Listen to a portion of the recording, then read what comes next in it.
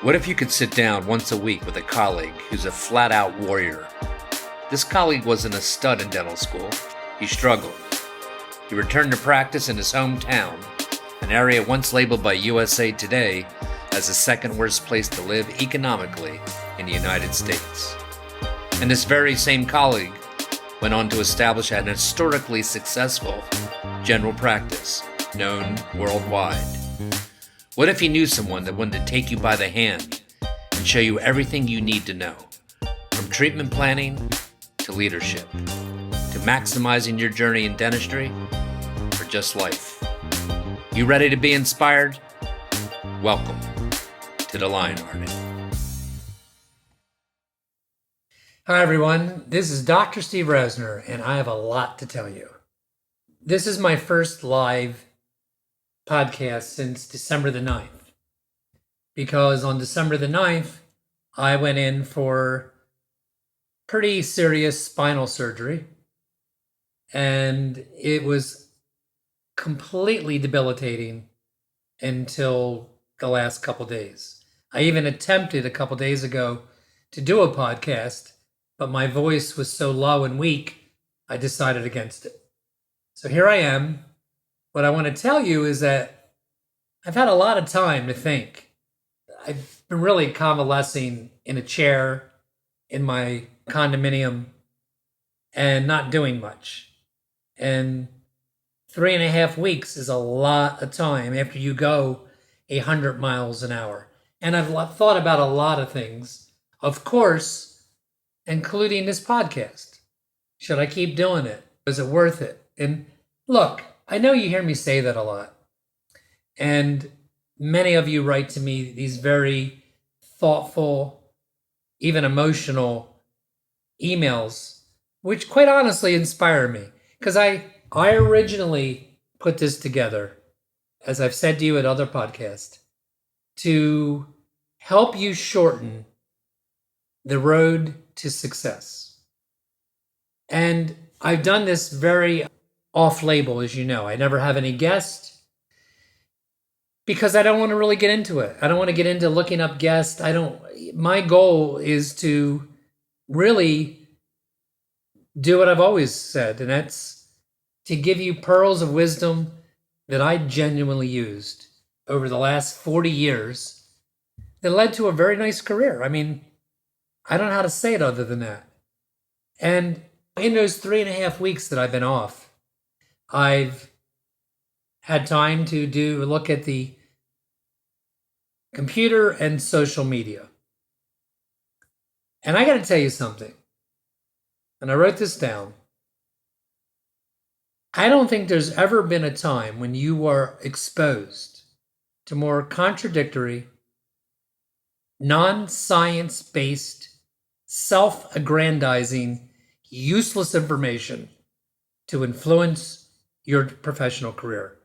And you know what, guys? It's not true of certainly everybody on Instagram or Facebook or TikTok or whatever, but it sure as hell applies to a lot of you. And I'm entitled to my opinion, and that's it. That's not to say that there's not good people on there. The problem is there is such a plethora of, I don't know what to call them, wannabe stars. Listen, I was out there on the lecture circuit from 1998 till now, covering, my last count, 43 or 44 states, 5 or 6 countries.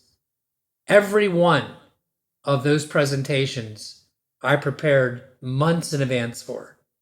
I mean, I took it really seriously. And I know that I had a positive impact on a lot of people. And you don't have to do that with a podcast. You don't have to do that with a post that you put on Instagram. And there's no doubt in my mind that for many of you, it's a negative experience. I mean, all you got to do is Google the negative impact of social media on individuals. And you'll find that it literally causes depression and anxiety. It creates unrealistic expectations on you. And one more thing, there's very few influencers that don't have some kind of agenda when it comes to what they put on Instagram or Facebook or whatever. Sometimes they'll entice you with little pieces and bits of information that seem free, but they don't really give you enough to make a change clinically in your practice or make a change philosophically in your practice. To be honest with you, it pisses me off. I'd rather you just go right out there and say, at least I've told you. My agenda was I wanted to still be relevant in the public without lecturing as much, and hope that I met many of you or some of you were interested in my surgical courses. I only have 4 per year. And also whatever I gathered positively from the emails and the influence I had by doing what I'm doing with you. That's my agenda. A guy like Mike Picos, just flat out sells his videos online, and there is nothing wrong with that. You know exactly what you're getting. But there's a lot of people that will give you little drops of this. You can do this, you can do that. And of course, it leads to a course. And we can't all take every course that's out there. And then there's a group that I don't think have the right to give you advice because it's non-refereed. It's just, I don't know, maybe that's selfish of me to say. It's kind of like me talking to you, but we don't know the backgrounds. We don't know where these influencers got their expertise at. And so exposes you to a lot of potential mistakes. So here is what the takeaway is today. Number one, it's 2023. It's the first week. You'll be getting this next week. And I don't know how long I'll do it. It really depends on the feeling I get from doing it. Because I quite honestly have ran reruns for the last 3 weeks. And my numbers have dropped, and I'm fine with that. But this is what I like to tell you we're going to do. We're going to call the next several podcasts Simplifying the Complex. And I will begin the most comprehensive review as if you just graduated dental school. Some of you are D students, D3s and 4s. I got a D1 letter this week. And you're going to be there in May. You're going to graduate and you're going to walk away. And what do you do next? What is the shortest road to reaching the highest levels in dentistry? And of course, a lot of that has to do with what your interest is, right? We've talked about this before. Are you interested in being a researcher? Well, you're not going to get anything really from my podcast if that's what you're doing. My podcast is geared, the Lionhearted, towards having you maximize your career in dentistry, either as a practicing clinician. And it applies to all the specialties, but it particularly addresses the GPs. And I have 40 years of evidence. Not exaggeration, not 2 years, not 5 years, 40 years. And I can't imagine that if you emulated any of the principles I've given you over the last 4 years, they would not have helped you. And sometimes you got to just break it back down. And I think I need to do that unless you come in and recommend, listen, I know I might be here next week. And I'm going back to work, by the way, on Monday, January the 9th. And I'm already ticked off. You want to know why? So I have 2 offices. And I have very little influence over one of the offices anymore. I have an associate, which I'm lucky to have had for 35 years, who I I could make the final decisions for that office. But, and I do, but a lot of the other decisions, like even hiring or firing, have kind of gotten away from me. And as some of you picked up in one of our recent podcasts, I also shared with you that a year ago I did sell. I did. I sold to a DSO. They're not all evil, is the truth. It absolutely changes your whole vibe, and you should know that. And if you want to message me or email me at drrasner@aol.com, DRRASNER@AOL.com. Either I speak to you, and I recently spoke 4 or 5 times to a dentist in Chicago for free and gave him my input and opinions as he was going through the process of transitioning to a DSO. I was wrong. They're not all evil. I don't think it's really good for dentistry. I'll stand by that right now. But I can tell you that the one I got involved with allowed me to run my practice exactly the same way, with one exception: hiring and firing of staff. And that's a big exception for me. Because I found out, for example, on the first day back after being off for 2 weeks, what have I told you on these podcasts? What is the Achilles heel, in my opinion, of a weak office, of a non-engaged staff member? And that's those that call off on Mondays or call off the day after a vacation. It is so predictable. And if you can't do anything, and what's happened, see, what the problem is, one of the problems with the big corporations is they're scared to death of employees. They're scared of woke policy. I'm sorry, I'm just going to tell you the way it is. They're scared of being sued. And they'll put up with anything, and I won't. And they know it. And there's kind of a battle between me, because I still own a percentage of my practice. And by the way, I don't know what I'm going to do 2 years from now. I can tell you one thing the past 3-4 weeks have taught me: I'm not done. Either I'm going to blow up and make my teaching platform more, or I will definitely continue to practice in some capacity. So let me give you what I can give you in the next, see how much time in the next 10 minutes. We're going back, and what you're listening today is, where should you start to maximize your career? And let me, I know I've said it before, but it's never too much, because there's so much information that is required to walk, pardon me for stealing this line, the road less traveled. It is really hard to reach the summit in dentistry because you have so many antagonists. You have insurance. If you take insurance, is a huge obstacle to prevent you from getting to the summit. You have, more than ever, a challenging, difficult workforce.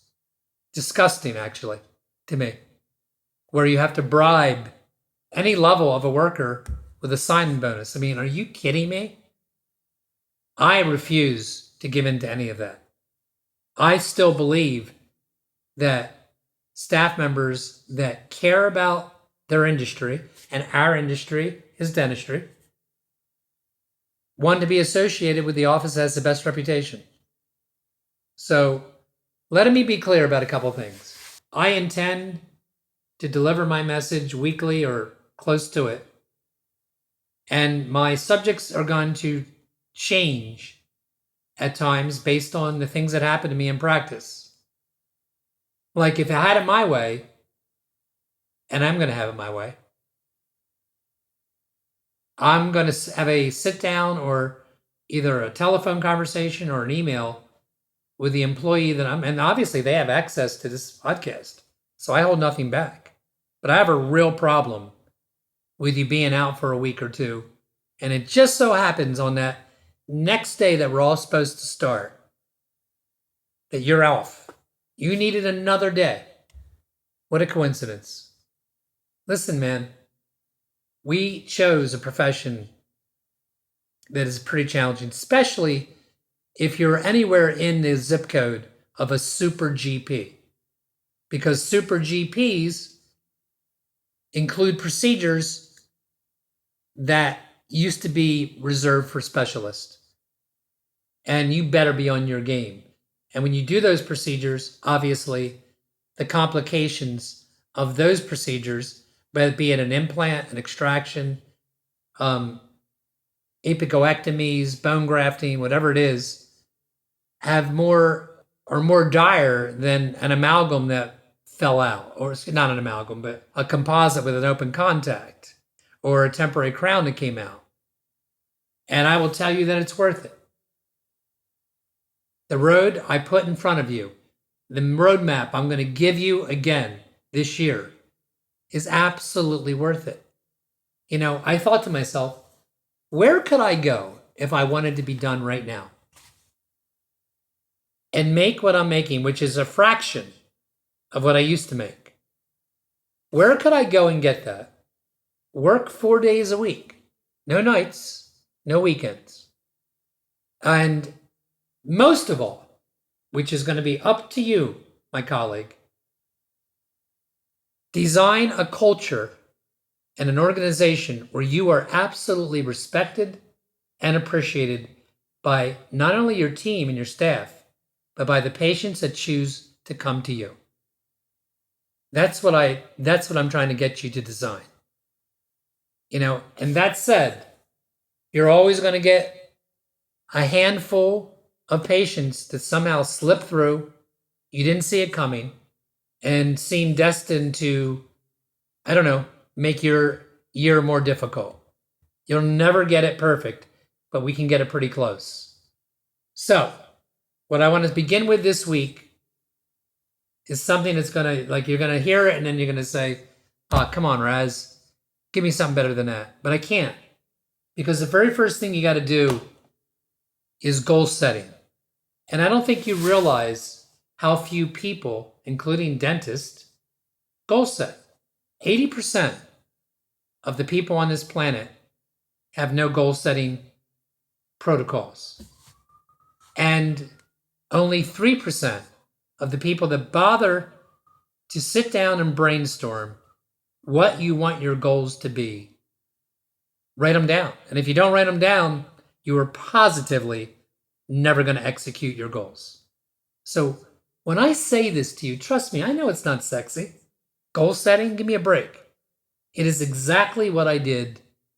And I would do it in the fall before the year turned. So if you haven't done it yet, you're already a little behind the curve.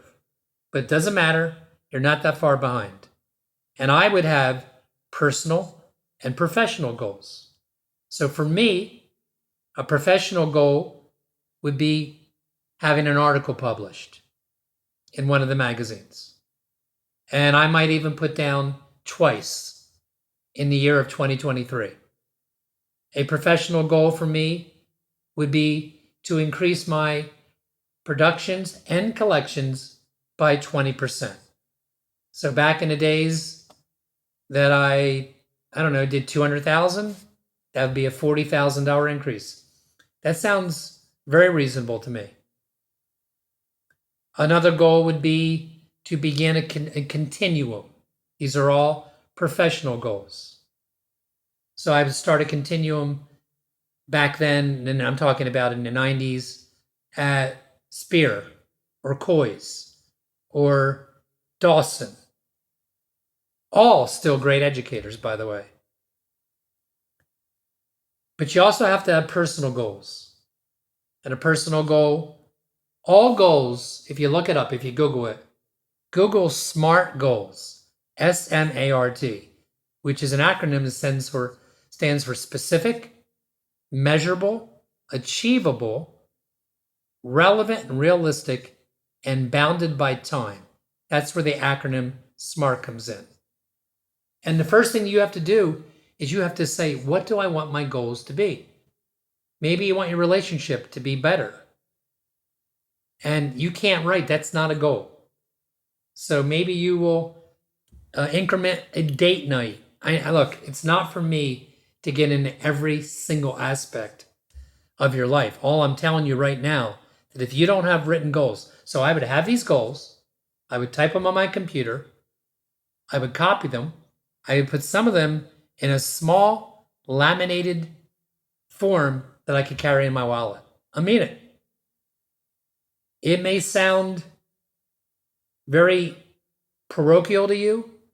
It is absolutely part of a super achiever. So, goal setting, there's many books on it. I would tell you, and I told you this about 4 months ago, if you sit down and don't know what your goals are, it would not be a bad idea for you to enlist in the community you live in, which I assure you there's somebody within an hour from you that is a life coach. You don't need a life coach for your entire life. You need them at times in your life. What you and I have chosen to do is just too hard to go alone. And there's people out there with skill sets better than yours and mine that can help you get into it. What would you have to lose by just trying this? So goal setting is the very first thing I would do in 2023.